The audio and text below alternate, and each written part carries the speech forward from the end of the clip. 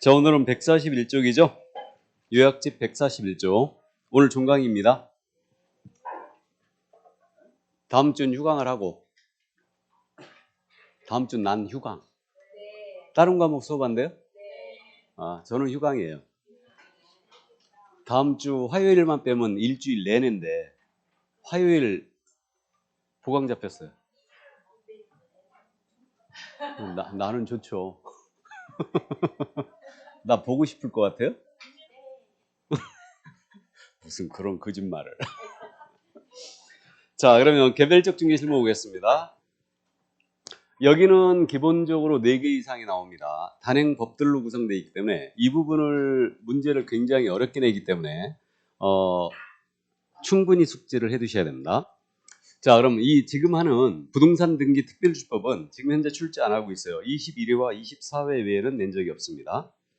자, 이전 등기 신청 의무인데 갑과 을이 매매했습니다. 매매는 쌍무계약이죠. 대가적 채무를 부담하는 계약이에요. 이러한 계약에 있어서는 반대급부의 이행이 완료가 됐잖아요. 그럼 60일 이전 늦게 해야 돼요. 그럼 잔금을 치르면 60일 이전 늦게 하라는 얘기죠. 자, 증여와 같은 편무계약이었습니다. 일방만이 채무를 부담하는 계약이었어요. 이때는 계약의 효력이 발생된 날입니다. 이때로부터 60일 내에 이전 늦게 하셔야 됩니다. 증여계약은 정지 조건이 없는 이상은 계약 체결일로부터 효력 발생해요. 그럼 그때로부터 60일 내 이전 늦게를 먼저 한다. 그래서 이제 60일 내에 이전 늦게 한다는 점 감 잡아 두시고요. 다음에 이제 건물을 신축을 했습니다. 자, 갑이 건물을 신축했는데 요 신축자인 갑은 소유권 보존 등기 신청 의무가 있다 없다? 없다. 건물의 신축은 원시 취득이죠. 그러니까 등기 안 해도 질 겁니다. 근데 만약에 보존 등기 신청은 없지만 보존 등기를 안 한 상태에서 만약에 양도 계약을 체결했다. 그러면 계약을 체결한 날로부터 보존 등기를 60일 해줘야 됩니다. 그 다음에 보존 등기가 불가했어요. 그럼 이제 가능하게 됐다. 그럼 가능한 날로부터 보존 등기를 갑 앞으로 먼저 하고 이전 등기를 해주라는 얘기예요. 그러니까 어쨌든 등기 의무는 며칠? 60일 이렇게 얘기하시고, 그럼 등기 권리자가 만약에 이 등기 의무를 위반했잖아요. 그러면 이제는 전에는 이제 등록세액의 5배 이하에 해당하는 과태료 처한다 이렇게 돼 있었는데 등록세가 지금 없었기 때문에 취득세 표준세율이요. 취득세 표준세율에서 2%를 빼요. 2%를 뺀 세율을 적용하여 산출한 세액의 5배 이하에 해당하는 과태료 처한다 그랬어요. 그러니까 전에 등록세가 2%였죠. 지금 현재 취득세 표준세율이 몇 프로? 4%. 그러니까 4%에서 2%를 빼고 5배 이하에 해당하는 과태료를 처한다. 이거는요, 등기 권리자만 맞아요. 그럼 갑과 을이 매매했거든요. 등기 권리자가 을이에요, 갑이에요? 을이죠. 을이 등기 권리자예요. 그러니까 이자만 5배 이하에 해당하는 과태료를 처한다. 이 정도 이해만 해주시기 바랍니다. 자, 그럼 이제 계약세 거민제도로 넘어갑니다. 이 거민제도는요, 부동산 거래 신고제가 들어오기 전에는 매번 출제했었는데 지금은 유명무실해졌죠. 의제되는 게 너무 많아져서. 그래서 이제 계약세 거민제도는 그거라고 했습니다. 부동산에 관한 소유권 이전 등기한다. 그러면 계약서 원본에다가 거민 하고 찍힌 도장 받아와야 돼요. 투기와 탈세를 방지하기 위해서 이 제도가 현재 시행되고 있다고 했어요. 그래서 부동산에 대한 소유권 이전 등기하는 자는 거민받은 계약서를 제출해야 된다. 이랬거든요. 그럼 부동산 소유권 이전 등기할 때 거민받은 계약서 내라 했으니까 거민 대상이 뭐냐? 이 문제가 있거든요. 그럼 이거는 부동산에 대한 소유권 이전 등기할 때 거민받은 신청서를 내야 된다. 거민받은 계약서를 내야 된다. 그랬으니까 일단은 우리가 그 토지거래과제에서 언급했듯이 매매, 교환, 증여, 상속, 판결, 경매 여기까지 따져봐야 돼요. 그럼 매매, 교환, 증여로 이전 등기한다. 그럼 거민받은 계약서 내야 되겠죠. 그다음에 이제 상속은 규제에 들어가는 거 없다고 그랬죠. 그러니까 상속은 빠지고요. 그 다음에 판결, 짜고 치는 걸 막기 위해서 판결로 만약에 이전 등기 촉탁한다. 그러면 거민 받아와야 됩니다. 판결서에다가. 그러니까 판결은 이제 거민 대상이 되고 있고요. 자, 그 다음에 이제 뭐 임대차라든가 저당권은 다 아니겠죠? 이건 뭐 당연한 얘기고. 다음에 계약 당사자 일방이 국가나 지방자치단체였어요. 이들은 탈세 우려가 없죠. 거민 받을 일이 없습니다. 다음에 경매로 만약에 이전 등기 촉탁한다. 그럼 경매의 경우는 이거 거민 받을까 안 받을까요? 받을 일이 없겠죠? 이거 세금 냈다는 거 증명 안 하면 이전 등기 촉탁 안 해줍니다. 그러니까 결국은 경매도 탈세 우려가 없으니까 거민을 제외시켰죠. 그러나 이제 판결은 들어가고 있어요. 증여가 들어가고 있고요. 이렇게 되는데 여기서 잠시 한번 생각해 볼게. 지금 토지거래 허가증이나 부동산 거래계약 신고필증을 받으면 검인받은 것을 의지하고 있죠. 그러면 여기서 말하는 부동산 있잖아요. 이 부동산은 토지 건물을 얘기해요. 분양권, 입주권이 물론 들어가지만 그러면 부동산, 토지 건물에 대한 매매 계약이었어요. 토지 건물 매매 계약은 검인받을 일이 있을까요, 없을까요? 토지 건물 매매 계약은 검인받을 일이 없지요. 왜 그래요? 언제나 부동산 거래 신고해야 돼요. 그러니까 토지 건물은 검인받을 일이 전혀 없습니다. 언제나 부동산 거래 신고해야 되기 때문에. 그렇다고 매매 계약이 전체가 빠지는 게 아니에요. 분양권 중에 부동산 거래 신고 대상 아닌 분양권이 있거든요. 근데 그건 몰라도 되거든요. 시험에 낼 일 없으니까. 그래서 어쨌든 매매가 그럼 빠진다 이거예요. 그러면 결국은 교환이나 증여밖에 없고요. 증여와 판결은 중개할 수 없다고 그랬죠. 증여 판결을 우리가 중개할 수 없잖아요. 중개 개입 여지가 없지 않습니까? 그러면 교환은 실무적으로 중개하라고 하지 말라고요. 하지 말라겠죠. 그러니까 실무적으로 검인을 만날 일이 거의 없어요. 그러니까 요즘 안 내고 있는 겁니다. 이게. 그래서 어쨌든 토지 건물 매매 계약은 검인 받을 일이 없어요. 그다음에 토지 거래 허가증 받았다, 부동산 거래 계약 신고 필증 받았다. 그럼 검인을 받지 않습니다. 이 정도 이해하시고, 자, 그럼 절차로 내려갑니다. 거기 손가락질하고 있는 내용을 설명한 겁니다. 지금. 자, 그럼 검인의 절차는 부동산 소재지 관할 시군구청장이고요. 그 다음에 이자가 검인 권한을 읍면 동장에게 위임할 수 있는데 읍면 동장에게 검인 권한을 위임했지 않습니까? 그러면 그 사실을 등기소장한테 통지하게 돼 있어요. 등기소장한테 검인받은 계약서를 내야 되거든요. 그러니까 위임을 했다면 그자에게 알려주는 거예요. 이렇게 되고, 자, 그 다음 이제 넘어갑니다. 넘어가서 검인 신청은요, 공동 신청 아니야. 당사자 중 1인이 신청하면 돼요. 그 다음에 합법적으로요, 계약서를 작성한 개공, 법무사, 변호사는 검인을 신청할 수 있어요. 여기서 주의할 점은 개공이 중개했잖아요. 그러면 개공은 검인 신청 의무가 있는 게 아니에요. 이건 권한이에요. 그러니까 계약서를 개공이 작성했다면 직접 개공이 검인을 신청할 수 있다. 그리고 당사자 중 1인이 신청할 수 있고 그 위임을 받은 대리인이 신청할 수 있습니다. 그 정도고요. 그다음에 이제 검인 신청 들어갔잖아요. 그럼 이에 대해서 실질적 심사권이 있느냐? 없어요. 형식적 요건의 구비원만 심사하여 지첩 시 검인령 찍어줍니다. 그러니까 계약 금액이 적정한가, 계약 내용은 적합한가 이런 심사권이 없다고요. 그래서 계약의 형식적 요건을 갖췄는가 요것만 확인하고 검인 도장 찍어서 지첩 시 주게 돼 있어요. 이게. 자, 그다음 이제 검인계약서 필수기사항 이미 암기고 계시거든요. 이거 검인계약서 필수기사항이 다름 아닌 당, 모, 개, 대, 개, 조죠. 이게 부동산 거래 신고사항, 공통신고사항과 똑같은 거죠. 말만 틀릴 뿐 똑같다. 그래서 당목계대 개조, 이것이 바로 검인계약서 필수 기재사항입니다. 부동산 거래 신고에서는요, 거래 당사자 인적사항으로 되어 있고, 목적 부동산은 부동산의 종류, 소재지, 면적, 지목으로 되어 있고, 계약일, 중도금 지급일, 잔금 지급일, 대금은 실제 거래 가격이에요. 다음에 객공사에 관한 사항과 조건 기한을 신고하게 되어 있죠. 그래서 이 정도 이해하시고, 자, 그 다음 이제 그러면 검인을 받지 아니하고 만약에 미등기 전매했다. 그럼 검인 받지 아니하고 미등기 전매하게 되면 이때는 1, 3으로 처벌하거든요. 1이 뭐겠어요? 1년 이하의 징역이고 3천만 원의 벌금이에요. 1년 이하의 징역 또는 3천만 원의 벌금인데 여기에 탈세 목적 들어갔잖아요. 탈세가 딱 들어갔다. 조세 부과를 면할 목적으로 이 말이 딱 들어가면 이 숫자 거꾸로 바뀝니다. 3년 이하의 징역 또는 1억 원 이하의 벌금이에요. 그래서 탈세하면요 3일로 기억하세요. 탈세가 들어가면. 그래서 탈세 목적 미등기 부동산 미등기 전매한 자는 3년 이하의 즉 또는 1억 원 이하의 벌금에 처한다. 이 정도만 이해를 해두시기 바랍니다. 출제 가능성 높아 보이지 않는데 다만 이 정도만 정리해 주시고요. 자, 그럼 이제 부동산 실권리자 명의 등기현황 법률로 들어갑니다. 우리 민법에서 이거 했나요? 안 했겠죠? 당연히 아직. 진즉에 먼저 했나요? 안 했습니까? 자, 지금부터 이제 민법하고 완전히 겹치는 부분이거든요. 그래서 이거 나가는데 저는 실무 과목이니까 조문을 위주로 철저히 정리해드리고 나머지 판례의 태도라든가 이런 내용들은 민법에서 들으시기 바랍니다. 이게 요즘 민법과 겹치는 실명법, 주임법, 상임법을 우리 쪽에서 너무너무 어렵게 내고 있어요.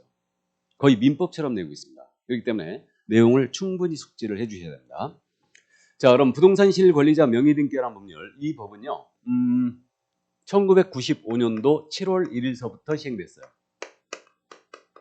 그래갖고 우리 사회에 명의신탁이 광범위하게 졌는데 지금도 그러고 있죠. 근데 부동산에 관한 명의신탁은 이 법에 의하여 모두 무효가 됐습니다. 그래서 이거는 명의신탁을 규제하는 법이에요. 그래서 이 법 3조 1항에서 지금 뭐라고 그러냐면 누구든지 부동산에 관한 물권이에요. 부동산은 물권을 가등기 포함이고요. 명의신탁 약정에 의하여 수탁자의 명의로 등기하여서는 아니 된다 그랬어요. 그러면 부동산에 관한 물권을 취득하는 자는 실명 등기를 하라는 얘기죠, 이거. 그러면 소유권뿐만 아니고 저당권을 취득하든 전세권을 취득하든 지역권을 취득하든 모두 실명 등기를 해야 한다. 바로 이 얘기예요. 그럼 물권이 대상이니까 채권입니다.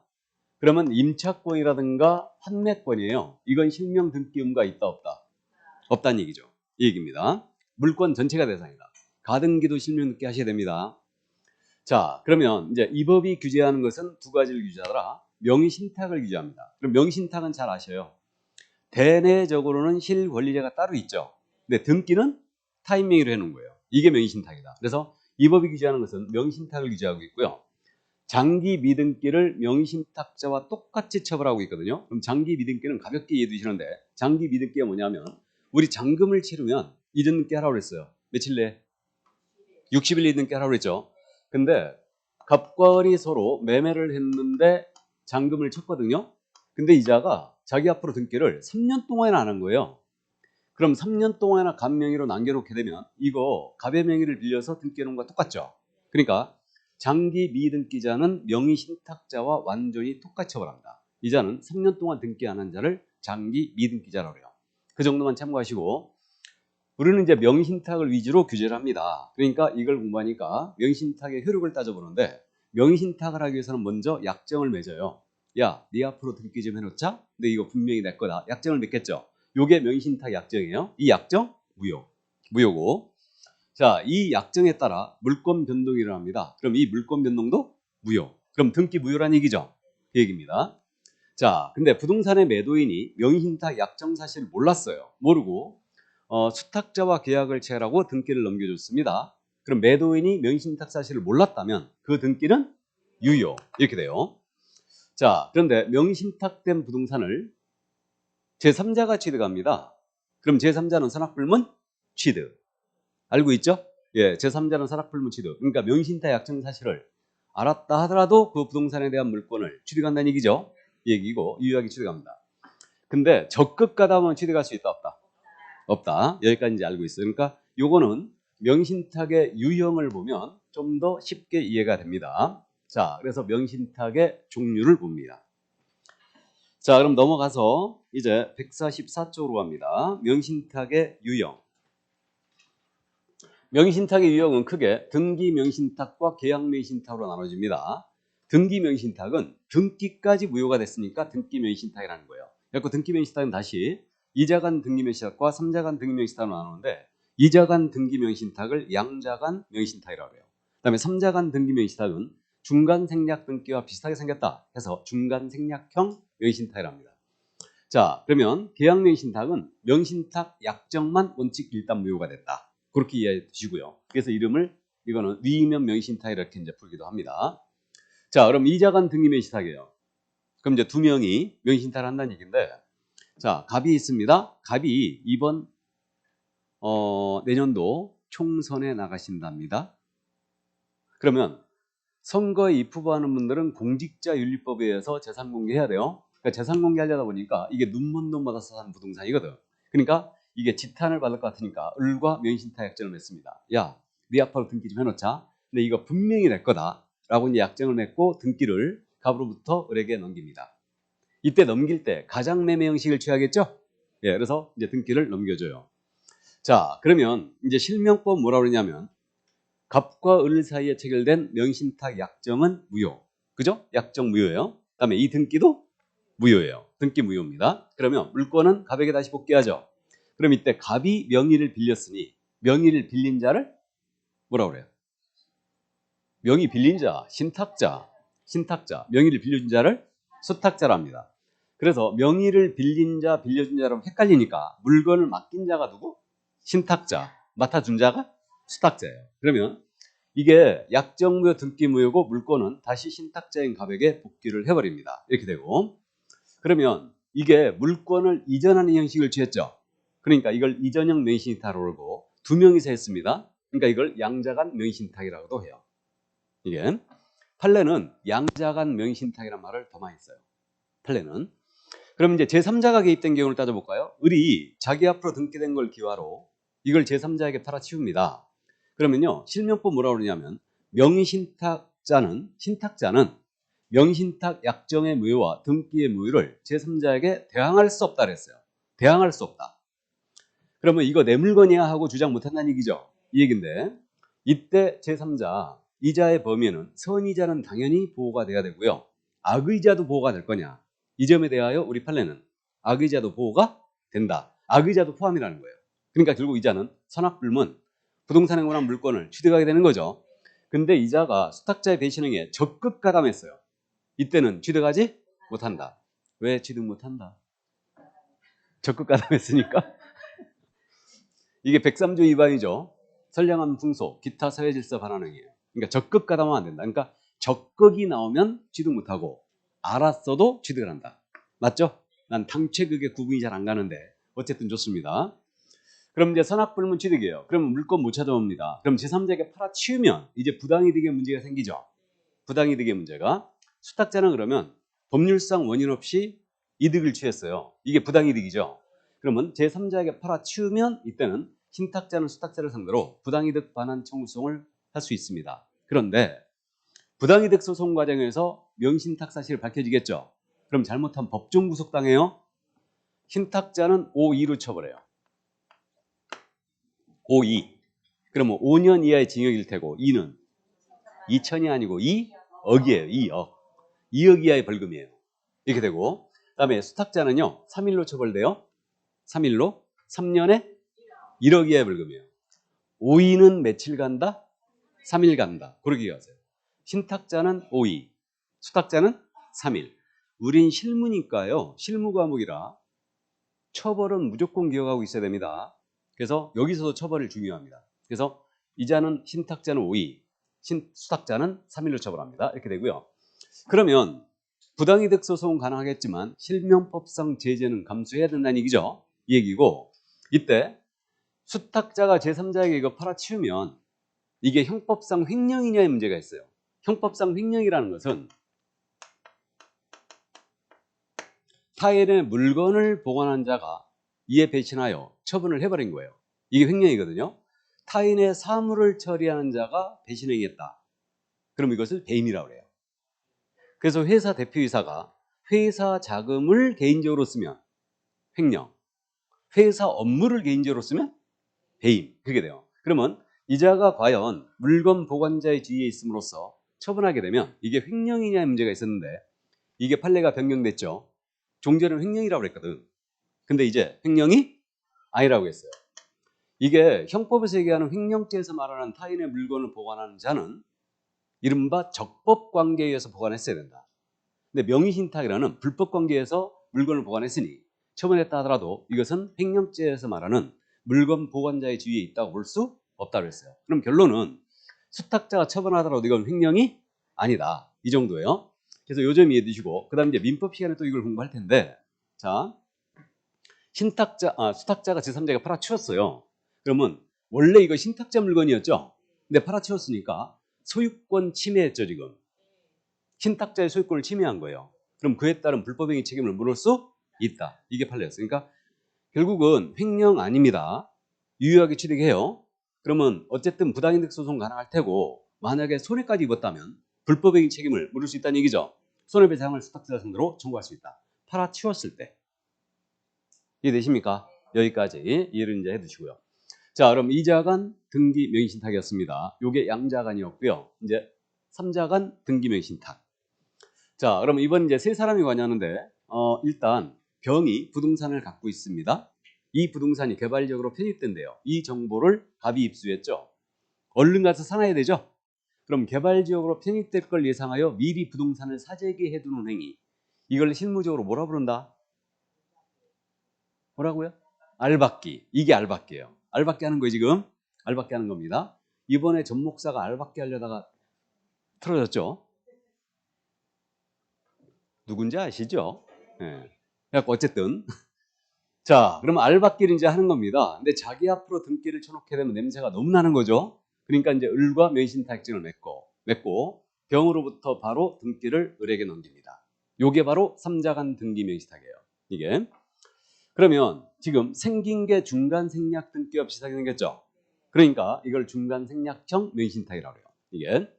그러면 일단 볼까요? 실명법 뭐라고 그러냐면 이게 갑을 사이에 체결된 명신탁 약정이에요. 이 약정 무효라고 그랬고, 그 다음에 이거 등기도 무효냐 이 문제가 있는데 매도인이 명신탁 약정 사실을 몰랐다면 이 등기는 유효라고 그랬죠. 근데 이자 알았을까 몰랐을까요? 알았다. 매매계약은 이자가 했고 등기는 을의 명의로 했으니까 분명히 알았겠죠. 그러므로 이 등기도 무효입니다. 그럼 물건은 다시 병에게 복귀해요.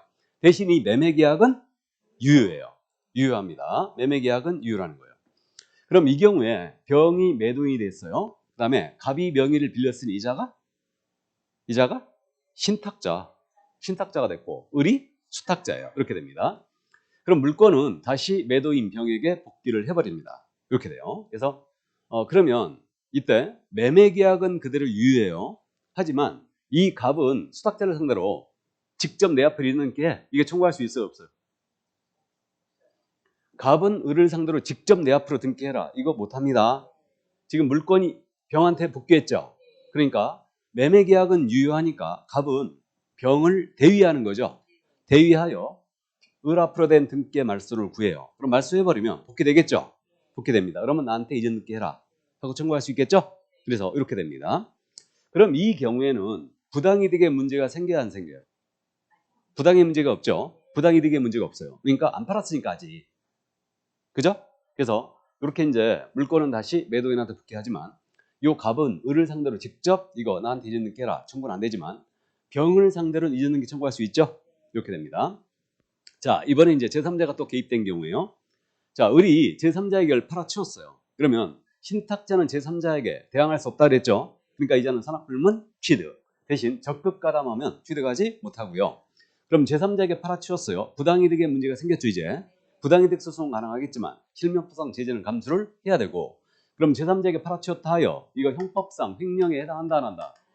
해당하지 않는다. 물건 보관자의 지위에 있다고 볼 수 없는 거죠. 이게 바로 3자간 중간 생략형 명의신탁이었다. 이 정도. 그러면 2자간 3자간은요. 구조는 달리하지만 법률 효과는 똑같죠. 약정 무효, 등기 무효, 제3자 처분하면 산악불문 취득. 맞죠? 횡령 아니에요. 맞습니까? 그래서 이렇게 됩니다. 그럼 구조를 보면 매도인과 계약을 신탁자가 했어요. 그리고 등기를 수탁자 명의로 한 거죠, 지금. 이게 3자간이에요. 이게 3자간입니다. 자, 그런데 이제 계약명의 신탁이에요. 역시 병이 부동산을 갖고 있습니다. 이 부동산이 개발적으로 편입된답니다. 이 정보를 갑이 입수했어요. 근데 갑이 이번엔 나서질 않죠. 을을 보내요. 갑은 정보를 입수했는데 이제 을을 보냅니다. 대신 명의신탁증을 맺고 뒤에서 자금을 지원해요. 내가 자금을 댈 테니까 가서 매매계약 체결해라. 그 얘기죠. 사란 얘기예요. 그러니까 매매계약을 체결했어요. 그리고 등기도 병으로부터 을에게 바로 넘어갑니다. 이게 바로 계약명의 신탁이다. 그러면 3자간하고 차이가 병과 계약을 신탁자가 했어요. 신탁자가 하게 되면은 이건 3자간이에요. 근데 수탁자가 하게 되면 이게 뭐다? 계약명의 신탁이에요. 구조가 그렇게 됩니다. 그러니까 매도인과 계약을 신탁자가 하면 3자간이고 매도인과 계약을 수탁자가 했다. 그럼 이거는 계약명의 신탁이 되는 거예요. 이게. 자, 그럼 일단 이 명의신탁 약정 무효겠죠? 일단 무효고요. 그 다음에 이 등기 무효가 될 거냐 문제인데 매도인이 수탁자와 계약을 체결했는데 이때 명의신탁 약정 사실을 몰랐다.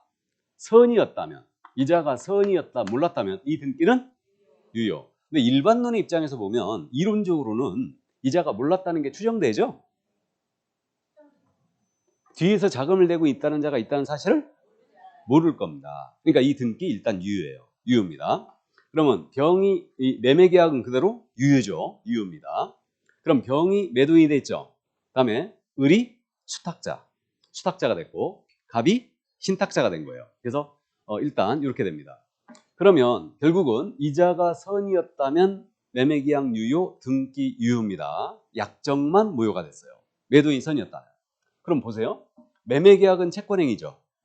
등기는 물권행위죠. 그럼 채권행위, 등기, 물권행위 둘 다 유효네? 그러면 을은 완전한 부동산의 권리를 취득한 거예요. 맞죠? 그러면 갑은 이거 내 거거든? 내 앞으로 있는 게 해라. 청구할 수 있어요? 없어요? 당연히 없죠. 당연히 없습니다. 이렇게 되고 그 다음에 이자는 지금 현재 집거된 거예요. 그러면 갑은 을을 상대로 된 자금에 대해서 부당이득 반환 청구할 수 있지요. 자금을 댔잖아요. 그러니까 2자간, 3자간은요. 제3자에게 안 팔면은 부당이득 청구성을 못합니다. 제3자에게 팔았을 때 비로소 부당이득의 문제가 생기는 거예요. 근데 계약 및 신탁은 안 팔았어도 자금을 지원했으니까 부당이득 소송할 수 있겠죠? 당연히 할 수 있어요. 그럼 수탁자가 제3자에게 팔게 되면 이자는 완전한 권리자로부터의 취득이에요, 지금. 맞죠? 그러니까 실명법의 법리를 따질 필요도 없이 완전한 권리부터 취득이기 때문에 당연히 대항할 수 없죠. 그죠? 이렇게 되고. 그럼 이제 당연히 이제 부당이득 소송은 가능할 겁니다. 이렇게 되고요. 자, 그래서 요게 바로 이제 계약 명의신탁이었다. 그럼 계약 명의신탁은 다른 사람을 앞세웠으니 다른 말로 위명 명의신탁이라 부르는 거예요. 이게. 자, 그런데 여기서 이제 실물을 잠깐 한번 생각해 볼까요? 그럼 다른 사람한테 자금을 지원해 가지고 가서 부동산 사게 하는 거야. 이게 계약 명의신탁이죠. 근데 통상적으로 자금을 지원하는 자가 중개사무소에 같이 나올까요? 안 나올까요? 같이 나오지. 아니 돈이 한두 푼 왔다 갔다 하는 게 아닌데 그죠?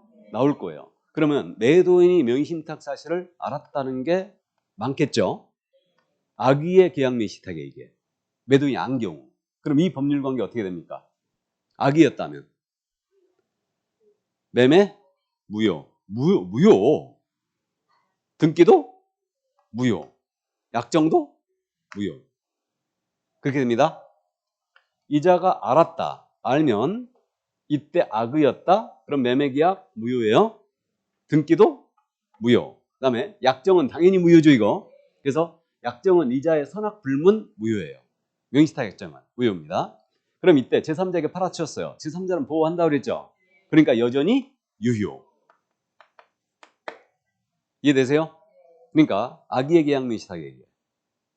그래서 이 정도 이해를 또 해두시고 이때 매도인의 선의 악의 기준 시점은 수탁자와 계약을 체결하는 시점이에요.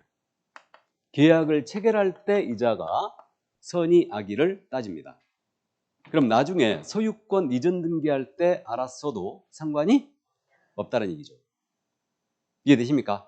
그래서 일단 선의 악의의 기준 시점은 수탁자와 계약을 체결하는 시점이다. 체결하는 시점. 그때 이제 선이었다면 일단 이렇게 됩니다. 그래서 이게 여기까지가 민법에서 공부하는 내용이거든요.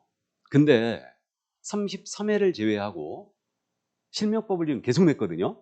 계속 냈는데 중간 생략형 냈다가 계약 냈다가 중간 생략형 냈다가 계약 냈다가 이 법률 관계를 계속 물어본 거예요. 우리 쪽에서도. 그래가지고 어쨌든 좋습니다. 이 정도 이해되시고요.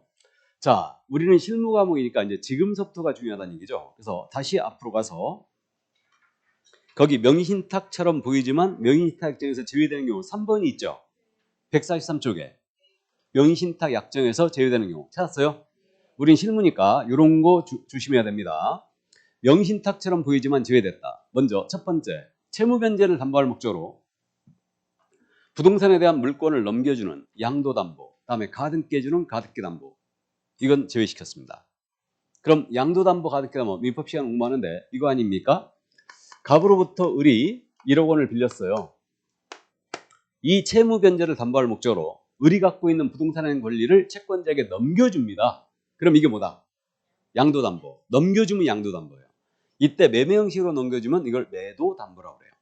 그래서 이렇게 되고, 그래서 양도담보는 그 매도담보가 있고 협의의 양도담보가 있죠.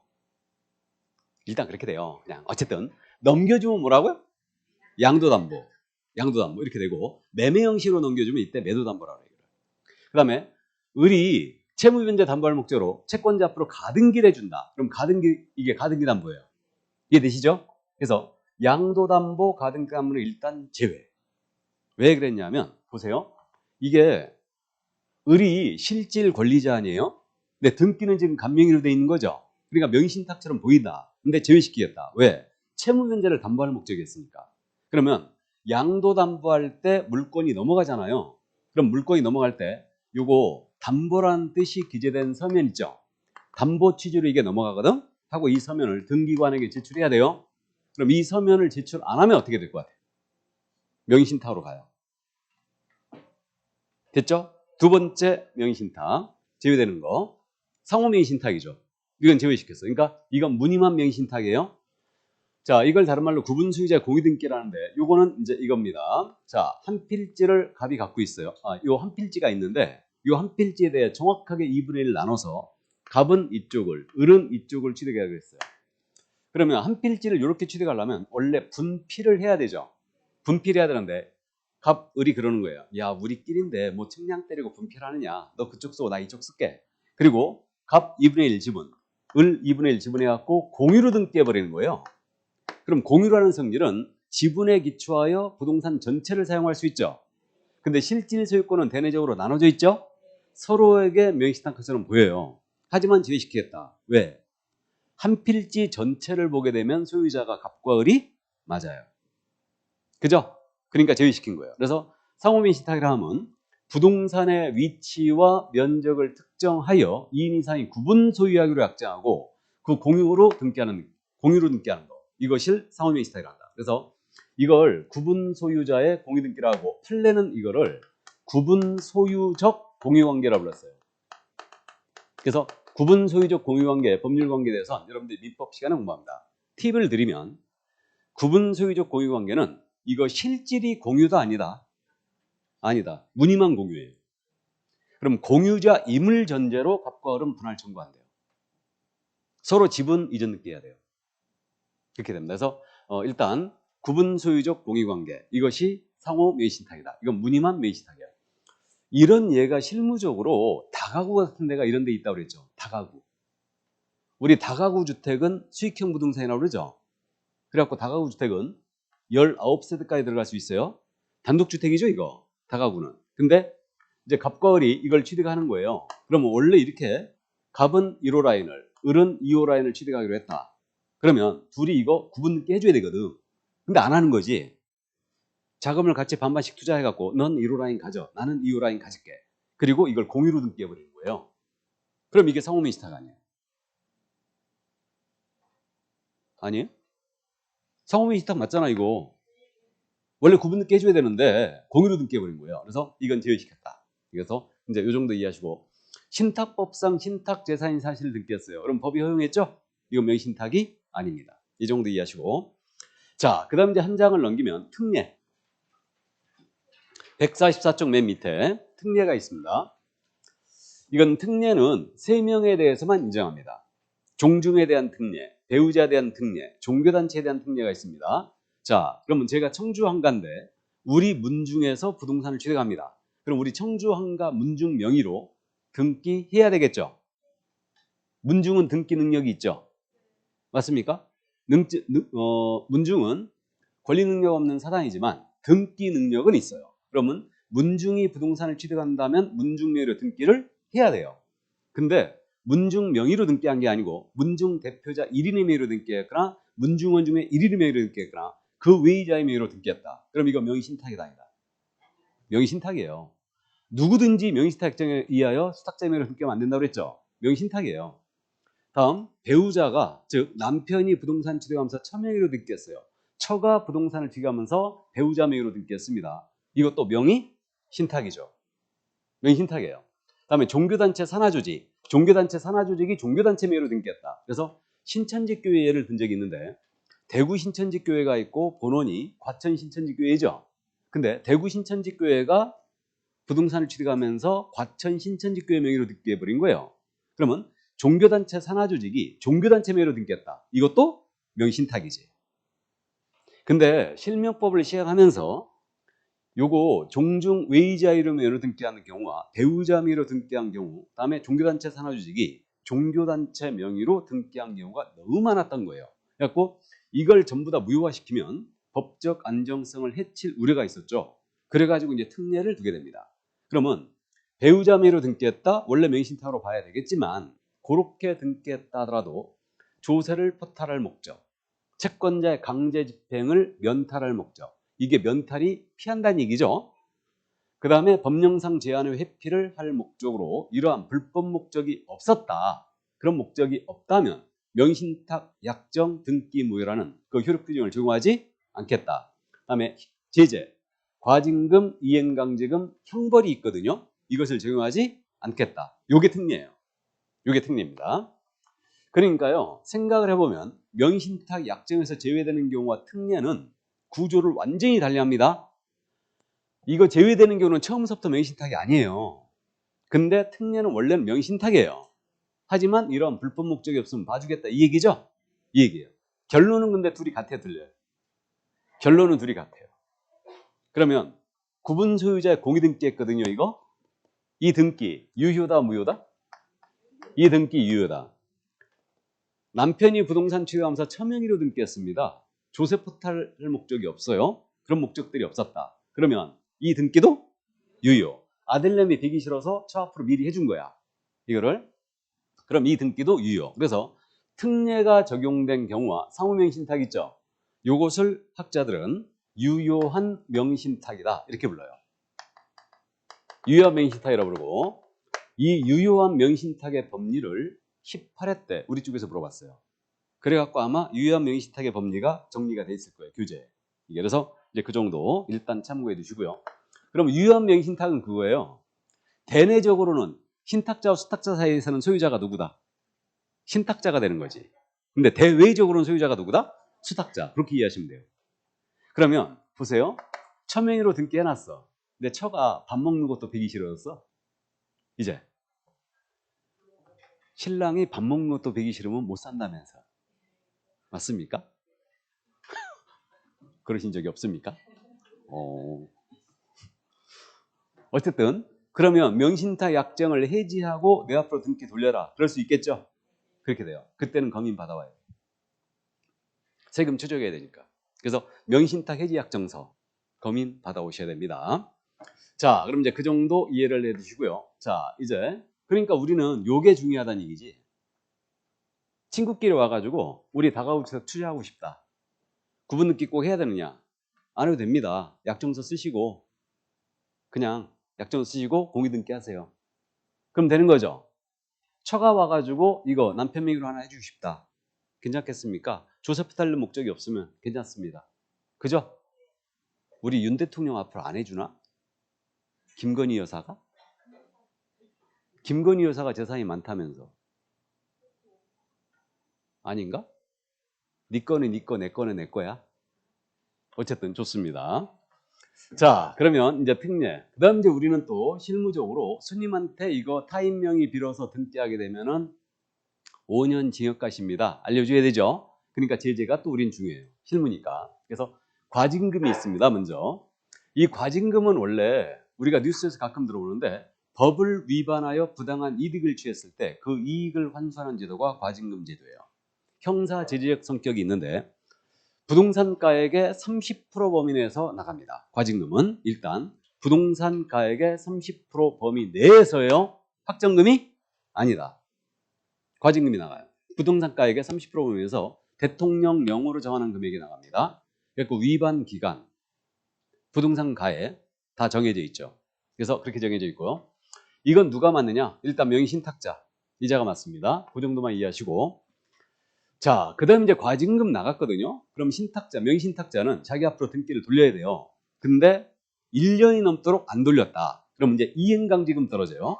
그러면 과징금 부과한 날로부터 1년이 넘도록 자기 앞으로 등기 안 돌렸다. 그럼 부동산가액에는 확정금 10%가 나가요. 이행강제금 확정금이에요.